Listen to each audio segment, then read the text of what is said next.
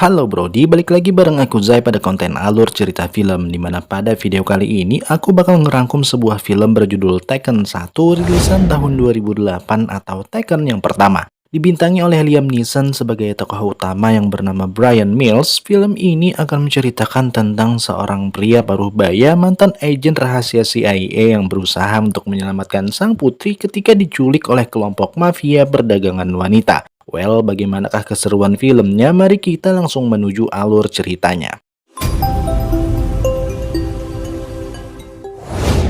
Film bermula ketika seorang pria paruh baya pensiunan militer bernama Brian Mills sedang teringat kenangan akan putrinya yang bernama Kim sewaktu masih kecil karena sekarang mereka sudah nggak lagi tinggal bareng akibat perceraian. Kemudian karena hari ini adalah hari ulang tahun Kim, Brian lantas membelikannya sebuah alat karaoke di mana setelah ngebungkus sendiri kado tersebut, ia pun segera pergi ke acara ulang tahun yang diadakan di rumah mantan istrinya yang bernama Lenny.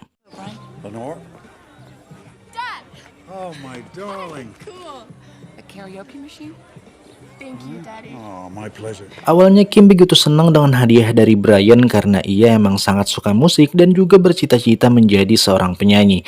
Cuman begitu Stuart, ayah tirinya, suami baru Lenny yang merupakan seorang pengusaha kaya tiba-tiba datang ngebawa kado seekor kuda, Kim histeris kesenangan bahkan sampai melupakan hadiah dari ayah kandungnya.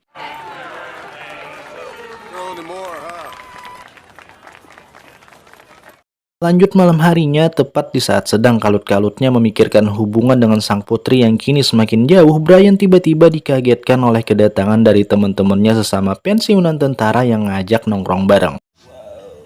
17. She still got a heart on. And the husband? Yeah. She sleep over yet?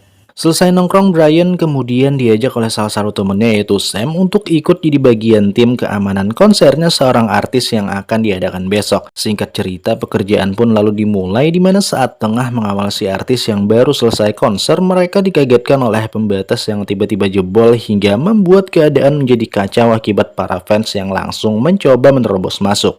Rupanya ini adalah ulah dari haters yang ingin mencelakai si artis, di mana tepat saat ia hendak melakukan aksi nekat tersebut, Brian dengan sigap melumpuhkannya dalam sekejap. Brian ngebawa si artis ke dalam mobil yang langsung menuju hotel. Kemudian di perjalanan karena si artis terlihat sangat shock, Brian pun coba untuk menenangkannya lalu mulai bercerita tentang putrinya Kim yang juga bercita-cita jadi penyanyi terkenal seperti si artis. Hingga setelah mereka akhirnya sampai ke hotel dengan selamat, si artis memberikan kartu nama guru vokalnya kepada Brian sembari mengatakan jika Kim emang berbakat, ia berjanji bakal membawanya ke studio rekaman. Keesokan harinya Brian tampak begitu senang karena tiba-tiba diajak oleh Kim dan Lenny untuk makan siang bareng, di mana pada pertemuan ini Kim ternyata meminta Brian buat menandatangani sebuah surat izin karena ia masih belum cukup umur dan ingin ikut liburan ke Prancis bersama temennya yang bernama Amanda. Mendengar itu, Brian yang tahu jika Paris adalah kota yang lumayan buruk buat anak-anak pergi liburan tanpa dampingan orang tua, lantas menolak memberikan tanda tangannya. Hingga karena kecewa, Kim pun langsung marah lalu pergi sambil nangis. Kim. Gak ingin hubungannya dengan sang putri semakin buruk, Brian seketika nyusul buat ngasih tanda tangannya dengan syarat Kim harus selalu memberikan kabar setiap saat, termasuk di mana ia nantinya akan menginap. Singkat cerita, dengan diantar oleh Brian secara langsung ke bandara, Kim akhirnya berangkat ke Eropa bersama dengan temennya yang bernama Amanda. Love you. Lanjut sesampainya di Paris, layaknya bocil pada umumnya, Kim dan Amanda berfoto sana-sini gak peduli apapun lagi termasuk ngabarin Brian. Hingga di saat hendak selfie bareng, mereka tiba-tiba dihampiri oleh seorang pria lokal yang bersedia memotret mereka berdua. Pria tersebut bernama Peter dan ia cukup ramah ngasih tahu jika taksi bandara lumayan mahal lalu dengan sukarela ngajak mereka berbagi taksi karena emang satu tujuan. Amanda yang kepincut kegantengan Peter gak mikir panjang langsung mengiyakan ajakannya, bahkan di saat sampai apartemen ia tanpa segan juga sampai ngasih tahu nomor dan di lantai berapa mereka berdua akan menginap. Okay, bye. Bye. Dengan wajah mencurigakan setelah berpisah sama Amanda dan juga Kim, Peter menelpon seseorang untuk ngasih tahu nomor dan lantai apartemen yang tadi diberitahu oleh Amanda. Kembali kepada Brian yang tampak begitu gelisah karena Kim belum juga memberi kabar. Hingga setelah nelpon berkali-kali, Kim akhirnya mengangkat telepon lalu pindah ke kamar sebelah karena Amanda sedang berdangdut ria. Kim ngasih tahu kepada Brian jika ia lupa memberi kabar. Kemudian di saat Kim tengah teleponan dengan ayahnya inilah beberapa orang tiba-tiba masuk ke kamar lalu langsung menyerang Amanda sampai pingsan. Oh my god, they got Amanda! Dad! They took her! No! Yes, Peter! Brian yang menyadari jika ini adalah penculikan bergegas mengambil alat perekam buat merekam panggilan telepon ini sembari menyuruh Kim agar tetap tenang lalu sembunyi di bawah ranjang, dan jika emang nanti ketahuan, Brian meminta sang anak agar meneriaki ciri-ciri fisik dari para penculik. Kemudian gak berapa lama mereka pun akhirnya menemukan Kim, di mana sesuai nasihat sang ayah ia meneriakkan beberapa ciri seperti tato bulan bintang, brewokan juga jumlah dari mereka.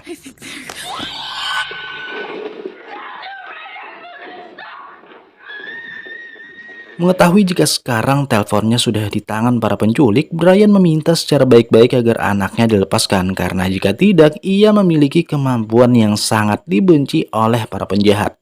But if you don't, I will find you, and I will kill you. Good luck. Malam itu juga Brian mengirim rekaman teleponnya tadi kepada Sam buat dianalisis, lalu pergi ke rumah Lenny buat mastiin jika ini bukanlah ulah dari musuh bisnisnya Stuart dan murni penculikan. Kemudian gak berapa lama Brian langsung mendapat hasil analisa dari Sam yang mengatakan jika para penculik ini berasal dari Albania. Pimpinan mereka bernama Marco Ocha, berasal dari Trompoja, sebuah daerah kecil di Albania tempat terlahirnya para penjahat kelas kakap. Kemudian ciri fisik tato bulan bintang yang sempat diinfokan Kim adalah identitas dari kelompok mafia perdagangan wanita, di mana atas info yang didapatkan Sam, Brian kemungkinan hanya punya waktu sekitaran 4 hari sebelum akhirnya akan kehilangan Kim untuk selamanya. Lanjut, usai mendengar info tersebut, Brian pun langsung berangkat menuju Paris menggunakan jet pribadi milik Stuart, dan selama di perjalanan ia menghabiskan waktu dengan terus mendengarkan satu-satunya kalimat yang sempat dikatakan oleh si penculik. Sesampainya di Paris, Brian memulai investigasinya dengan mendatangi apartemen tempat anaknya diculik, lalu menggunakan rekaman telepon dan kemampuan analisanya, ia melakukan olah TKP seorang diri dengan memposisikan diri sebagai Kim. Kemudian setelah beberapa saat melakukan hal tersebut, Brian akhirnya menemukan ponsel Kim yang sudah hancur, mengambil memory cardnya lalu memeriksa seluruh isinya, di mana terdapat foto Kim bersama Amanda di depan bandara dipotret oleh seorang pria yang bayangannya terpantul di kaca. Hingga Brian pun segera balik ke bandara untuk mencarinya karena mikir jika pria itu sudah pasti adalah informan dari para perampok. Di bandara tampak jika Peter tengah beraksi terhadap seorang turis lain dengan modus yang sama persis ketika kemarin mengelabui Amanda dan Kim. Lalu di saat inilah Brian muncul menyergap Peter masuk ke dalam taksi, memukulinya bertubi-tubi sembari menanyakan kemana para gadis ini akan diserahkan. Cuman sebelum sempat mendapatkan jawaban dari Peter, Brian keburu ditarik oleh seseorang dari luar yang kemungkinan adalah petugas keamanan bandara.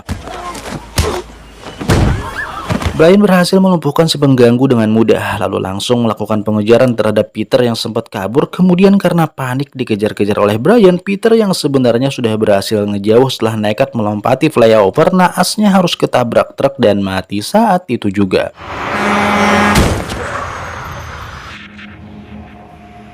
Mendapati jika petunjuk satu-satunya yang ia punya kini sudah hilang, Brian selanjutnya menemui teman lama sesama mantan pasukan khusus Amerika yang kini mendapatkan pekerjaan bagus di kepolisian Paris bernama John Cloud. Brian meminta info kepada Cloud terkait masalahnya dengan orang Albania. Sadar jika Brian sudah pasti bakal ngerusuh di kota tempat ia bekerja, Cloud awalnya meminta agar masalah ini diserahkan kepadanya. Cuman karena si Brian ngotot ingin melakukannya sendiri, Cloud pun akhirnya memberikan nama sebuah tempat di mana Brian bisa memulai penyelidikannya. Singkat cerita, sesampainya di tempat yang ternyata adalah lokasi orang-orang Albania jualan apem, Brian kemudian mencari seorang translator khusus bahasa Albania lalu keluar dari mobil menghampiri seorang pelacur. Ia sengaja ngebuat masalah untuk memancing preman penjaganya agar keluar, dan tepat saat si preman ingin menghajarnya, Brian diam-diam meletakkan sebuah alat penyadap kecil di baju si preman sembari mundur menghindari keributan. I told him. Jill. Get the hell out of here.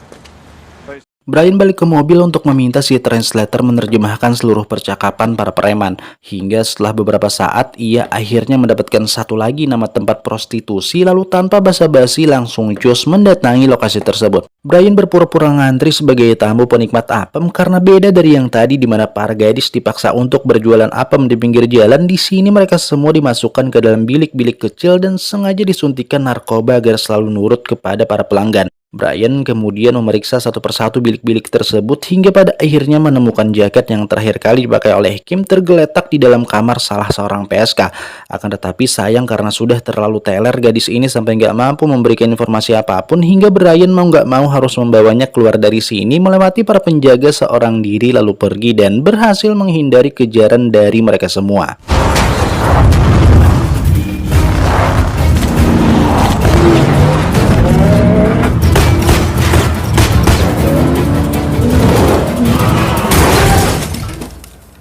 Brian membawa gadis malang ini ke sebuah hotel ala kadarnya lalu ngasih beberapa obat agar mempercepat hilangnya efek narkoba di tubuhnya.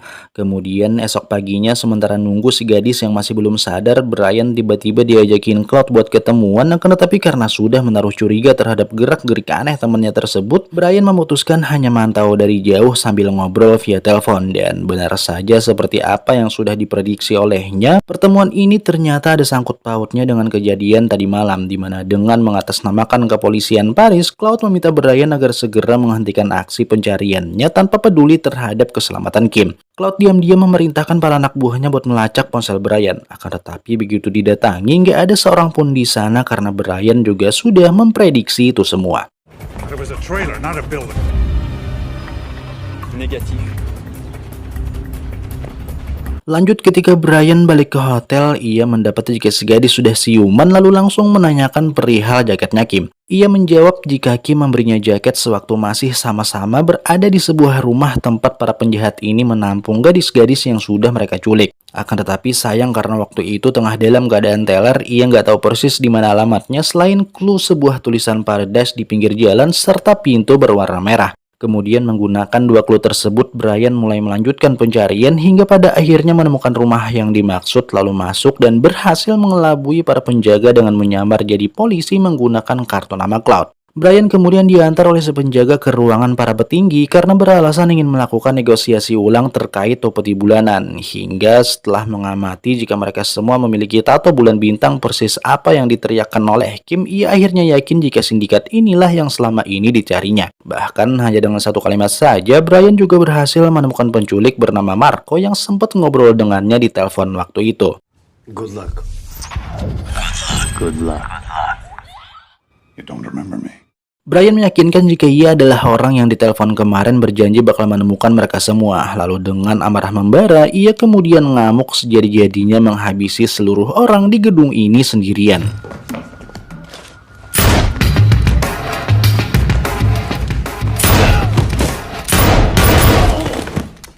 Brian bergegas memeriksa kamar demi kamar di gedung ini untuk mencari Kim. Akan tetapi karena nggak ada dan hanya menemukan keberadaan temannya Kim yaitu Amanda yang sudah dalam keadaan nggak bernyawa akibat overdosis, Brian seketika panik lalu balik ke tempat Marco, menyiksanya secara brutal hingga pada akhirnya mendapatkan info jika Kim sudah mereka jual dengan harga mahal kepada pengusaha bernama Saint Clair karena ia masih dalam keadaan perawan. Where's my daughter?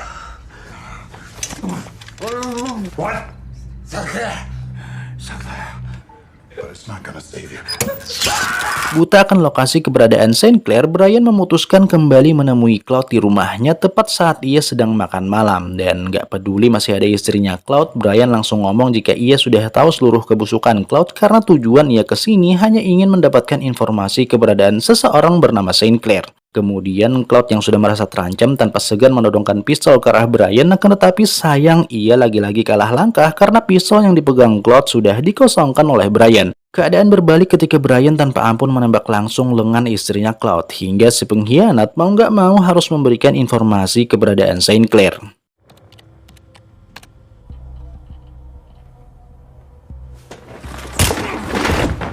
Singkat cerita, Brian kini sudah berada di sebuah pesta tempat di mana Saint Clair berada. Ia mengikuti kemanapun buruannya itu pergi, melewati beberapa penjaga secara diam-diam hingga akhirnya sampai ke sebuah ruangan khusus yang ternyata adalah tempat pelelangan gadis-gadis perawan.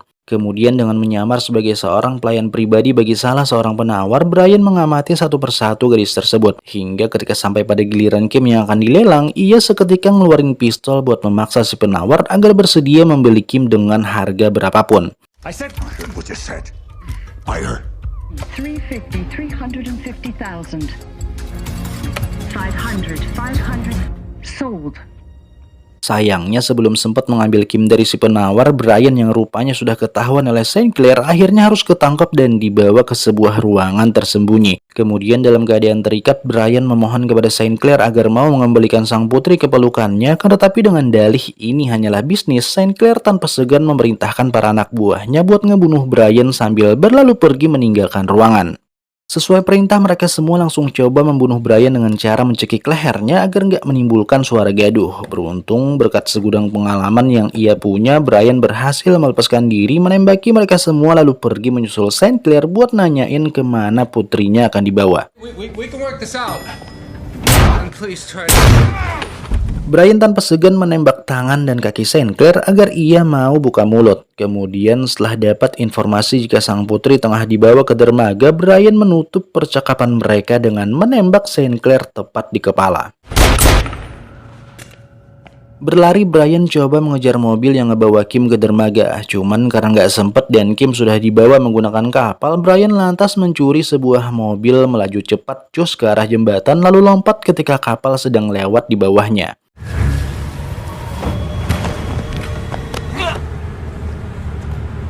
Satu persatu para penjaga berhasil ia lumpuhkan, sampai ketika harus berhadapan dengan si pria di pelelangan tadi yang ternyata adalah penjaga terkuat di sini, Brian sempat kesulitan meski pada akhirnya mampu memenangkan pertarungan.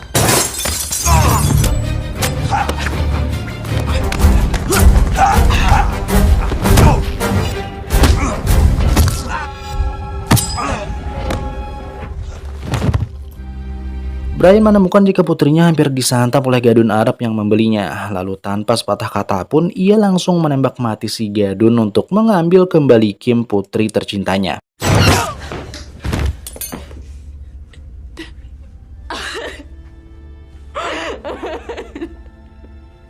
Singkat cerita, Brian pun membawa Kim kembali ke Amerika, di mana Lainey dan Stuart sudah menunggu kedatangan mereka di bandara dengan penuh haru.